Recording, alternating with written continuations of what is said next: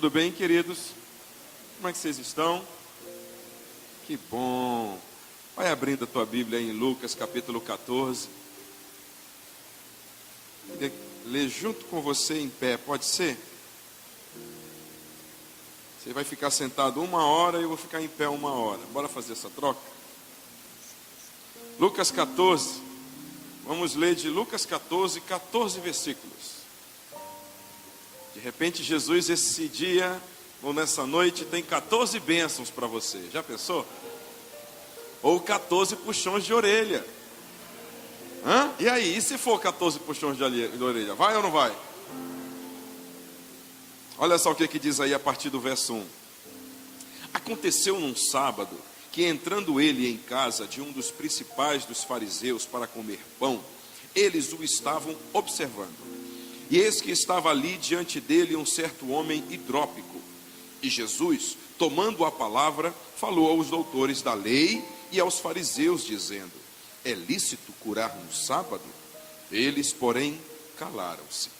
E tomando, o curou e despediu. E disse-lhes: qual será de vós o que, caindo-lhe num poço, em dia de sábado, o jumento ou o boi, o não tire logo? E nada lhe podiam replicar sobre isto. E disse aos convidados uma parábola, reparando como escolhiam os primeiros assentos, dizendo-lhes: quando por alguém fores convidado às bodas, não te assentes no primeiro lugar, não aconteça que esteja convidado outro mais digno do que tu, e, vindo o que te convidou a ti e a ele, te diga: dá o lugar a este, e então, com vergonha, tenhas de tomar o derradeiro lugar. Mas, quando fores convidado, vai e assenta-te no derradeiro lugar, para que quando vier o que te convidou, te diga: amigo, sobe mais para cima, então terás honra diante dos que estiverem contigo à mesa. 11. Portanto, qualquer que a si mesmo se exaltar, será humilhado, e aquele que a si mesmo se humilhar, será exaltado. E dizia também ao que o tinha convidado: quando deres um jantar ou uma ceia, não chame os teus amigos, nem os teus irmãos, nem os teus parentes, nem vizinhos ricos, para que não suceda que também eles te tornem a convidar, e te seja isso recompensado. Mas quando fizeres convite, chama os pobres, aleijados, mancos e cegos, e serás bem-aventurado, porque eles não têm com que tu recompensar, mas recompensado te será na ressurreição dos justos. Amém. Graças a Deus. Enquanto você vai sentando, vai dizendo para o teu irmão: você está tão lindo hoje, você está tão cheirosa hoje, meu. Muito bom esse contorrê que você passou. Aleluia. Graças a Deus. Estamos terminando o mês de julho. Vamos começar a partir de domingo que vem, aí o mês de agosto. E Jesus preparou uma palavra interessante para nós durante esses dias. Quando eu estava meditando sobre essa palavra, algumas coisas me chamaram a atenção, mas você vai observar que ela tem uma mensagem principal. Para quem nós estamos olhando? O que nós estamos vendo? Quando eu olho essa palavra aqui, eu fico pensando: para quem Jesus estava olhando?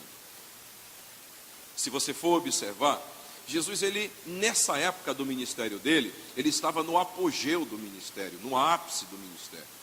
Ele tinha curado, ele tinha expulsado demônios, pessoas haviam sido libertas, ele tinha multiplicado pães, ele tinha transformado água em vinho. A fama de Jesus já tinha corrido por toda aquela região. E a fama dele correu tanto, que os doutores da lei, e a Bíblia diz que um certo fariseu, se você não sabe, os fariseus naquela época eram como a igreja romana de hoje, é a principal religião do cristianismo, a igreja romana hoje é considerada. Então, os fariseus naquela época era como a igreja romana hoje. E aí então, um dos principais líderes daquela igreja convida Jesus para ir ter com ele na casa, para uma refeição. E o que me chama a atenção é que todos estão com os olhos voltados para Jesus. Olha, vamos ser sinceros, quando você é convidado por alguém para ir na casa dessa pessoa, para uma refeição ou para um momento em comunhão, como você se comporta com o teu anfitrião? Você trata ele mal? Não, não é verdade? Você o cumprimenta, fala com ele, olha nos olhos, bate um papo. É assim que a gente tem a expectativa das pessoas que convidamos ou de quando nós somos convidados, sim ou não? Mas parece que Jesus ele é daquele que gosta de quebrar regra. Parece que Jesus é daqueles que gosta de quebrar paradigma. E quando eu olho Jesus aqui, ele faz diferente. Enquanto estão todos olhando uns para os outros e para Jesus, os olhos de Jesus vai para quem? Vai para um hidrópico. Os olhos de Jesus são dirigidos para um doente. Para quem não sabe, hidropsia é uma doença que a pessoa retém líquidos no corpo. Ela não consegue liberar líquidos como nós naturalmente liberamos. Então ela retém além do necessário. E esses líquidos geralmente se concentram na região do abdômen ou na garganta. Fica grande demais, estômago grande demais. E Jesus, quando entra na casa, os olhos dele são direcionados para esse homem doente. E o que me chama a atenção é que ele me ensina e ensina a nós que os nossos olhos precisam estar voltados para os menos desvalidos, para os mais necessitados, para o órfão, para a viúva, para o pobre, para o cego, para o nu, como Jesus olhou para esse homem. Enquanto muitos ali estão atentos para outras coisas, Jesus se volta a sua atenção para quem de fato precisa dele. Sabe, queridos, isso me ensina que o Evangelho precisa ser vivido na sua pureza. Não naquela pureza da inocência, mas na pureza como que de um ouro puro. Ouro verdadeiro, aquele que é 18 quilates de fato. Quando eu me formei, disseram que o meu anel de formatura era ouro puro. Depois do teste, meu irmão, só era folheado a ouro. Me levaram no H. Sabe, queridos, às vezes a igreja está assim, só folheada, só capa por fora. Às vezes é possível viver um evangelho de capa. É possível viver um evangelho onde os nossos olhos se voltam para o lugar errado. É possível viver um evangelho assim. E Jesus então cura esse homem e o despede. E talvez você fique perguntando, mas Léo, por que ele não ficou então para a refeição se Jesus estava tão atento para ele? É porque eu acho que depois da cura um milagre foi imediato, sim ou não? Veio uma vontade de fazer o número 1, sim ou não? E aí Jesus vai, santo, para o banheiro fazer o número 1. E ele foi embora para liberar o líquido. Mas depois que esse homem vai embora, Bruno, uma coisa acontece. Jesus começa a sentar o sarrafo nos homens. E isso me chama a atenção, porque quando eu sou convidado para a casa de alguém, eu posso até ver uma coisa errada, mas eu não vou falando mal dessa pessoa. Eu posso até ver como está o tratamento com os filhos, né, aquela bagunça toda. Eu posso até ver alguma coisa errada entre o relacionamento, mas eu fico calado.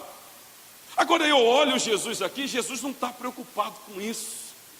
Jesus está preocupado em mostrar o que de fato é ser cristão. E aqui ele começa a ensinar esses homens o que é o evangelho verdadeiro. Olha o que ele diz no versículo 5. E disse-lhes, qual será de vós o que caindo-lhe num poço em dia de sábado, o jumento ou o boi, não o tire logo? Você sabe o que Jesus está querendo dizer para eles aqui? Jesus simplesmente desmantela a lei do sábado. Jesus pega a lei do sábado e joga no chinelo. Jesus simplesmente considera então que a lei do sábado não vale nada para esses homens, aos olhos dele. Algo que para eles era imperdoável, não observar o sábado. Se você observar as escrituras e ler os 4 evangelhos, você vai ver que um dos maiores embates dos fariseus com Jesus era exatamente a questão do sábado. Ele ou estava curando, ou estava comendo, ou estava fazendo alguma coisa exatamente no sábado. E Jesus então dá um tapa sem luva nesses homens e diz, pessoal, bora tirar a máscara. Vamos falar a verdade, vamos ser sinceros. Se o teu boi, se o teu animal cai num buraco num dia de sábado, você não vai lá socorrer? Por que nós não podemos socorrer a quem de fato precisa? E isso me ensina, queridos, que o evangelho precisa ser vivido por nós, aqui nos nossos dias de hoje, sem religiosidade. Pode, não pode. Deve, não deve. Começa, não começa. Não, tem que ser no horário. Não, o culto tem que ter 4 cânticos. E se não tiver, tem que terminar tal hora. Não, a palavra é de 30 minutos. Não, eu tenho que ir para a igreja de calça de blusa. Uma vez eu falei com um irmão aqui na igreja. Ele veio com uma camisa do Brasil e uma bermuda para o culto. Eu disse, santo, veio assim, santo, para a igreja, para a casa de Deus. Ele disse, pastor, tem pecado vir assim? Eu disse, filho, lá em Heresias 4:10, somos muito cheios de regras, e as nossas regras nos afastam daquele que é o Deus, o Criador de todas as coisas. Estamos mais preocupados com as coisas do que com as pessoas. Estamos mais preocupados com os rituais, com a nossa imagem, com o que vão pensar de nós, do que o que de fato precisamos nos preocupar. Estamos mais atentos para os nossos olhos, para os nossos umbigos. Estamos mais atentos sobre os problemas, os erros e as falhas dos outros, do que aquilo que as levou para lá, para dentro do buraco. Deixa eu te dizer uma coisa, o evangelho puro não é aquele que acusa e que julga quem está no buraco, é aquele que vai lá, que dá a mão e tira do buraco. Esse é o evangelho puro. O evangelho puro é aquele que resgata. O evangelho puro é aquele que olha para o menos desvalido e diz para ele, eu preciso de você e você precisa de mim. O evangelho puro é aquele que não julga segundo as aparências, mas que ama e que aceita, independente do que como está se mostrando. O segundo tapa que Jesus dá nesses homens está aqui, no verso 12. Olha o que, ou melhor, no verso 7. Olha o que Jesus diz no verso 7. E disse aos convidados uma parábola, reparando como escolhiam os primeiros assentos. Olha só que coisa aqui, presta atenção. Reparando. A primeira coisa que Jesus fez foi olhar para quem precisava. A segunda coisa que Jesus fez foi continuar olhando para quem precisava. Tecnicamente, os fariseus e os doutores da lei não precisavam de nada. Afinal de contas, eles já dominavam a lei. Já sabiam o que podia, o que não podia, o certo e o errado. Mas o problema é que Jesus olhou para eles e percebeu que eles estavam errando por não conhecer as Escrituras e nem o poder de Deus. E Jesus, reparando como estava o coração desses homens, os chama a atenção e diz, olha, quando vocês estão dando uma festa, vocês estão muito preocupados aonde vocês vão sentar. Quando vocês estão voltados para isso, o coração de vocês talvez esteja doente. Sabe, queridos, talvez eu e vocês estejamos vivendo um evangelho doente. Estamos vivendo em meio a uma geração de um evangelho contaminado, corrompido pela religiosidade. Uma religiosidade falsa. Uma religiosidade completamente diferente daquilo que de fato é religião, segundo Tiago 1:27. A verdadeira religião é fazer o bem, é atender às necessidades do órfão, da viúva, do necessitado. Sabe, queridos, quando eu olho aqui, eu vejo pessoas que estão procurando o lugar delas. Se você for observar, ele continua a parábola dizendo, não se preocupem aonde vocês vão se sentar. E quando vocês chegarem, preocupem-se em sentar no lugar derradeiro, para que você seja honrado. Sabe, queridos, estamos muito preocupados com a nossa imagem. Às vezes nos preocupamos como vamos para a igreja. Será que vai ter alguém importante na igreja para achar o meu cabelo bem? Será que vai ter alguém na igreja para elogiar a minha roupa, a minha pregação? Será que tem alguém na igreja que vai estar atento para a minha forma de falar? Vai ter ibope hoje? Vão divulgar? Sabe, estamos presos a coisas pequenas. Eu lembro quando eu tinha 14 anos de idade, eu queria estar perto dos descolados. Eram os garotos da escola, mais bem vistos, mais bem quistos, que chamavam mais as meninas para perto deles. atraíam, e eu ficava então perto dele e de repente sobrava alguma coisa para mim. Coisa pequena isso. Às vezes estamos assim dentro da igreja, queremos estar perto dos líderes, dos pastores, queremos estar perto daqueles que estão na liderança, queremos estar perto, queremos convidar para de repente observarem a nós. Coisa pequena. Já pensou, Bruno? Eu e você lá em São Paulo, você com a Renata, eu com a Rosana, almoçando naqueles restaurantes chiques que tem lá, né? Aquelas churrascarias maravilhosas, né? Você pagando, é claro. E aí de repente, Bruno, entra um ator famoso desses de televisão da Globo, sei lá, o Valmor Chagas, está vivo ainda? Não? Entra lá um ator famoso, conhecido, né? Antônio Fagundes, senta lá com a esposa, e eu olho, Bruno, olha só, os paparazzi estão aqui, estão batendo foto dele, vamos lá bater uma foto também. E a gente vai do lado, bate uma foto, no dia seguinte sai na revista das badalações, né? Está lá a nossa foto. Já pensou? Eu e a Rosana, um dia você está passando na banca de revista, olha lá a revista Caras, Pastor Léo e Pastora Rosana na Ilha de Caras. Você compraria a revista, traria para a igreja, apresentaria para os amigos, olha, isso aqui é meu pastor, na Ilha de Caras. Oh, queridos, tanta gabolice. É possível vivermos o evangelho assim? É possível. É possível darmos valor para essas coisas? É possível. É possível nos prendermos a picuinhas? É possível.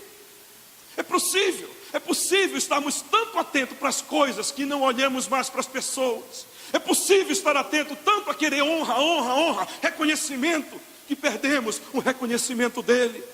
É possível. É possível queremos tantos elogios das pessoas que não abrimos mão dos elogios dele. É possível. Sabe, queridos, enquanto as pessoas querem estar na frente para aparecer, achando que vão ser alguma coisa, Jesus simplesmente diz, não é para isso que eu olho. Não é assim que eu vejo. Esse não é o evangelho puro. Esse não é o evangelho verdadeiro. O evangelho verdadeiro é aquele que se dá honra a quem tem honra. O evangelho verdadeiro não é aquele que busca honra para si mesmo, mas hoje busca honra para o próximo. Esse é o evangelho verdadeiro. O terceiro tapa que Jesus dá nesses homens, e em mim e em você, está aqui no verso 12. Olha só o que diz o verso 12. E dizia também ao que o tinha convidado, vai, ou melhor, quando deres um jantar ou uma ceia, não chames os teus amigos, nem os teus irmãos, nem os teus parentes, nem vizinhos ricos, para que não suceda que também eles te tornem a convidar, e te seja isso recompensado. Preste atenção no texto. Olha como ele começa, ele diz assim, e dizia também a quem? A quem? Ao que o tinha convidado. O que isso significa? Isso significa que ele estava no banquete, com todo mundo, e olha para o anfitrião, para a anfitriã da festa, e dá um recado para ele. Eu sei qual é a intenção do teu coração. E Jesus está vendo que a intenção desse homem é querer ser recompensado pelos homens que estavam lá. A intenção desse homem era que os fariseus da época o reconhecessem. E aí ele diz, como uma forma de que isso poderia acontecer, ser convidado para outra festa. Ah, queridos, quem faz aniversário de filho sabe que na hora da preparação da lista, é um Deus nos acuda. Vai casar, prepara a lista dos convidados. Que coisa. Cabe 50 no salão e a tua lista deu 200. Como é que faz? Esse vai, esse não vai, esse vai, esse não vai, esse pode, esse não pode.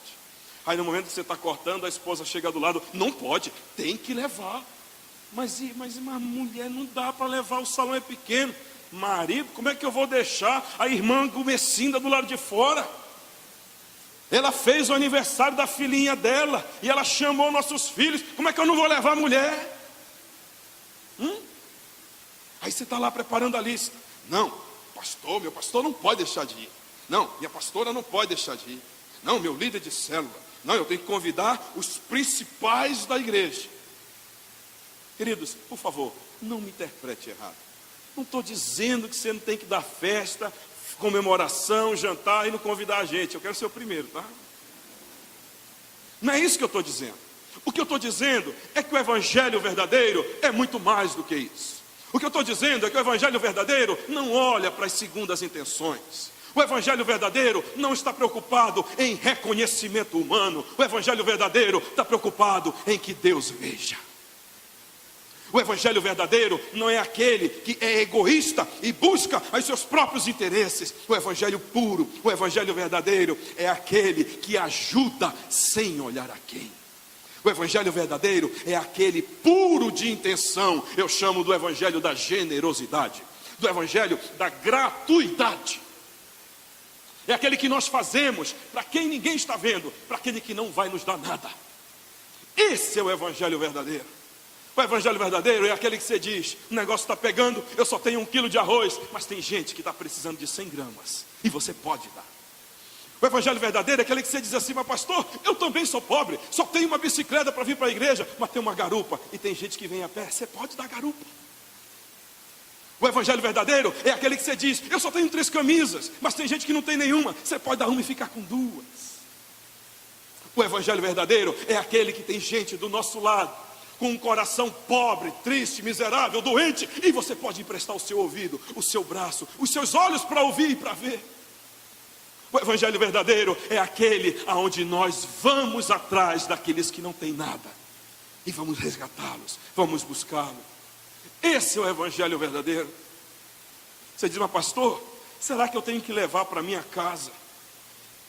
Será que eu tenho que levar os aleijados, os pobres, os mancos, os cegos para dentro da minha casa? E não convidar mais ninguém?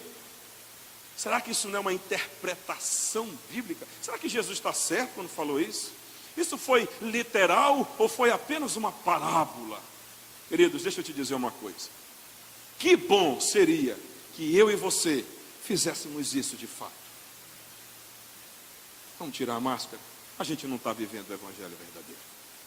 E eu sou o primeiro. Quando eu olho aqui para Deuteronômio, capítulo 15, a partir do verso 7, diz assim: quando entre ti houver algum pobre de teus irmãos, em algumas das tuas portas na tua terra, que o Senhor teu Deus te dá, não endurecerás o teu coração, nem fecharás a tua mão a teu irmão que for pobre. Antes lhe abrirás de todo a tua mão, e livremente lhe o quê? E livremente o emprestarás. Tem gente que vai logo para aquele texto da Bíblia que diz: não empreste. Não se empreste. Não tem lá? Tem gente que não conseguiu perdoar até hoje para alguém que emprestou e nunca pagou. Aceitou Jesus, mas quando lembra do camarada que não pagou, a primeira palavra que vem na cabeça é caloteiro. Filho de uma bênção. E ele está dizendo aqui, olha o que ele diz aqui: livremente lhe emprestarás o que lhe falta, quanto baste para a sua necessidade. Ei, não é pouco não, é quanto baste. O que é quanto baste? Não vou ficar lendo para vocês interpretando. É quanto basta. Quanto é que você precisa, meu irmão, para resolver teu problema? Quantas horas do meu tempo você precisa para abrir o coração? Quanto tempo você precisa para que eu vá lá e te ajude nessa causa? Quanto tempo de carona é, querido? Diga, pode falar. É quanto baste. O nosso problema é que esse evangelho não é o evangelho que a gente gosta de viver. Porque o evangelho que a gente gosta de viver é aquele evangelho que diz assim: eu quero ir para a igreja, o que é que Deus tem para mim? Eu quero ir para a igreja, o que é que Deus vai fazer por mim? Um dia, aqui na igreja, numa vigília, estava uma movimentação. maravilhosa, uma unção, era sobe, cai, chora, levanta, poder de Deus. Aí o pastor Marcelo disse assim: eu quero agora que você, que tem uma causa impossível, muito difícil, eu quero que você então venha à frente que a gente vai orar. E aí eu fui orar com algumas pessoas. E aí eu cheguei perto de uma pessoa, me aproximei dela, disse: irmã, eu quero orar pela sua causa impossível. Qual é o seu problema? Diga. É impressionante. A maioria das pessoas só tinham causas impossíveis próprias. Quando você ouve assim: olhe por uma causa impossível, a primeira causa impossível que vem é a sua na sua cabeça. A primeira doença, enfermidade que vem na sua cabeça é a sua. O evangelho verdadeiro é aquele que se importa com o próximo. Esse é o evangelho verdadeiro. E o texto continua, e ele diz assim, guarda-te que não haja palavra de Belial no teu coração, dizendo: vai se aproximando o 7º ano, o ano da remissão, e que o teu olho seja maligno para com teu irmão pobre, e não lhe deis nada. Eles tinham um costume nessa época, na verdade não era costume, era lei, que o 7º ano, de 7 em 7 anos, era considerado em Israel o ano da remissão, ou o 50º ano, era o ano do jubileu. E aí então, a cada vez que se completava 7 anos, no completar do 7º ano, todas as dívidas passadas prescreviam, eram perdoadas. Se fosse assim hoje, hein? E aí o que acontecia? Ele está dizendo, cuidado para que Satanás não coloque intento maligno no teu coração. Como assim? Alguém chegava com esse cidadão aqui e pedia emprestado depois de 6 anos e 6 meses, faltando 6 meses para completar o 7º ano. Se pedisse emprestado e completasse os 6 meses e não pagasse, aquela dívida de só 6 meses tinha que ser perdoada. E ele estava dizendo aqui, se completar 6 meses, ele não vai me pagar, então é melhor eu não emprestar, inventar uma desculpa e dizer: não dá, o negócio está pegando. E Jesus está dizendo: não deixe que Satanás tome conta do teu coração e lhe impeça de abençoar o pobre, porque isso é pecado. E no verso 10 diz: livremente lhe darás, e o que o teu coração não seja maligno quando lhe deres. Olha, até quando a gente dá, o coração pode ser maligno. Como assim, pastor? Quando eu dou com segundas intenções, quando eu quero dar para ser reconhecido, glórias a mim. Eu dei o jantar, que coisa maravilhosa, Deus me usou. O Senhor teu Deus, em toda a tua obra e em tudo no que puseres a tua mão, Ele abençoará. Quando é que Ele vai abençoar? Quando o meu coração está aberto para o clamor do pobre. Provérbios 13, 21 diz: aquele que tapa os seus ouvidos para o clamor do pobre, também clamará e não será ouvido. Pastor, eu ajudo o pobre quando o pobre é pobre. Quando o pobre não é pobre, eu não gosto de ajudar não. Pastor, eu ajudo o pobre quando eu sei que o pobre não está fazendo coisa errada. Porque quando ele está fazendo coisa errada, eu não gosto de ajudar não. Pastor, eu gosto de ajudar o pobre, mas você sabe lá, ele lá, eu aqui, olha. Não, esse negócio de dar dinheiro para criança que vem na janela do carro, para senhor que está andando e pedindo dinheiro para a senhora, eu não gosto de dar não. Ele vai usar, sabe Deus o que ele vai fazer com o dinheiro? Meu irmão, o negócio é o seguinte: manda quem pode, obedece quem tem juízo. Manda dar, dá. Apareceu, precisa, abençoa. Não, mas eu tenho que consultar o Senhor para saber se é a vontade de Deus. Não consulta para Deus para nada, na hora de dar quer consultar. Tem misericórdia, né, santo? Meu irmão, não precisa consultar, já está mandando aqui, dizendo: dá, dá. Dá para quem precisa. Tenha os olhos voltados para Ele. Esse é o verdadeiro banquete, filhos. Tem uma palavra em inglês que se chama taker. Meu inglês é péssimo. Eu não sei se é assim que se fala, mas eu sei o significado. Taker significa tirar, arrancar, pegar. Tem cristão que vive o evangelho meio que a bancarrota, cujo único propósito é tirar, pegar, tirar. Arranca da família, arranca dos irmãos, arranca dos pastores. Tudo para si, eu quero, eu quero, eu quero. Mas tem uma outra palavra no inglês que significa give, doar, dar. O evangelho verdadeiro é aquele que doa. O evangelho verdadeiro é aquele que dá sem olhar a quem. O evangelho verdadeiro é aquele que abençoa. O verdadeiro evangelho é aquele que declara: eu quero ser daqueles que empresta. Amém. Esse é o evangelho verdadeiro.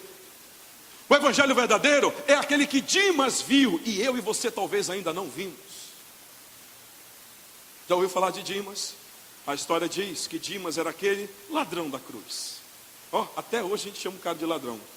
Ele foi salvo, santo, não é mais ladrão. Mas estava lá ele, na cruz, junto com Jesus. E tem gente que pensa que só Jesus estava um bagaço no corpo humano. Não, Dimas e o outro também. Estava um bagaço.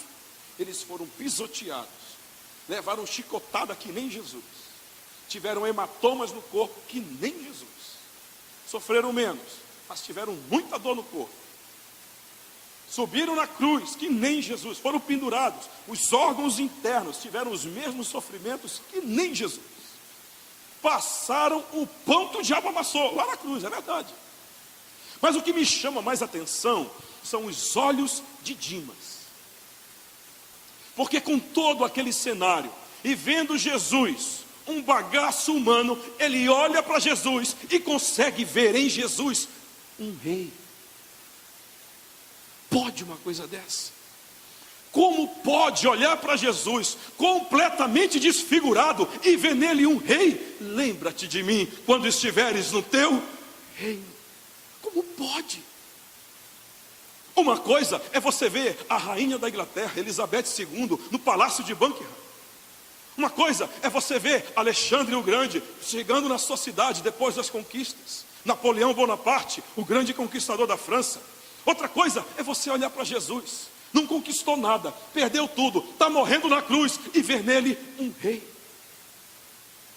O que Dimas vê que eu e você não estamos mais vendo?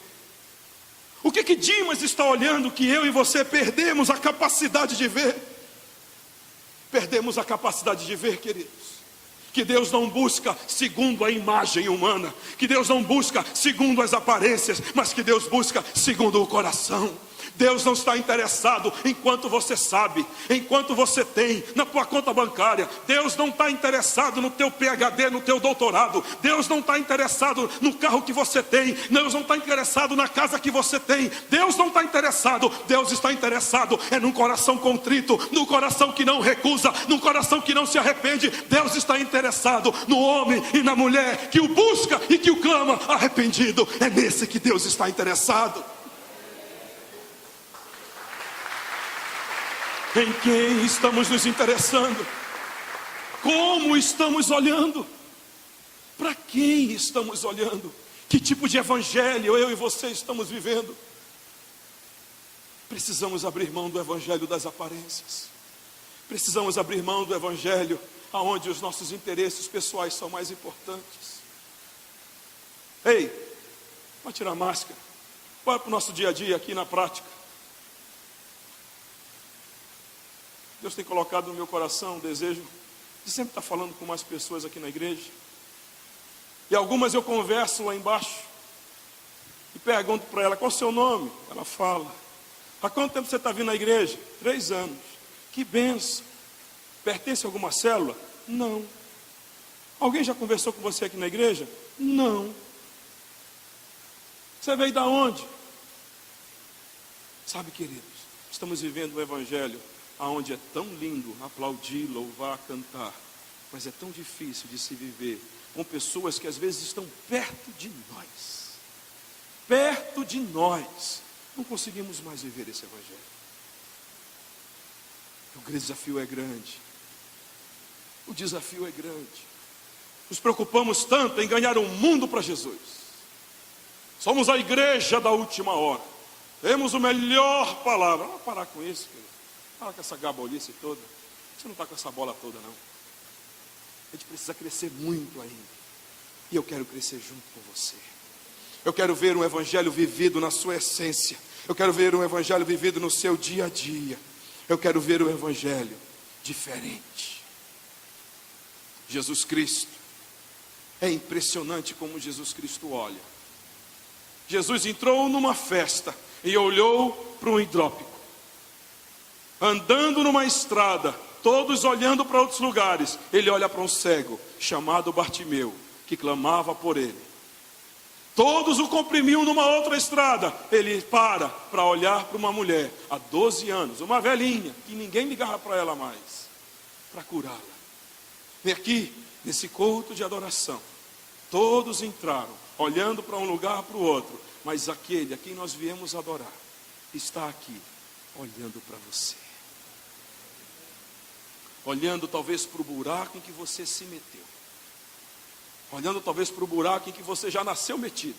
Buraco do pecado, da iniquidade, distante dele. Mas ele não se importa como você está. O que ele quer mesmo é tirar você de onde você está e curar você. Fique de pé em nome de Jesus. E eu quero convidar você nessa noite a, junto comigo, colocar em prática um pouco desse evangelho verdadeiro.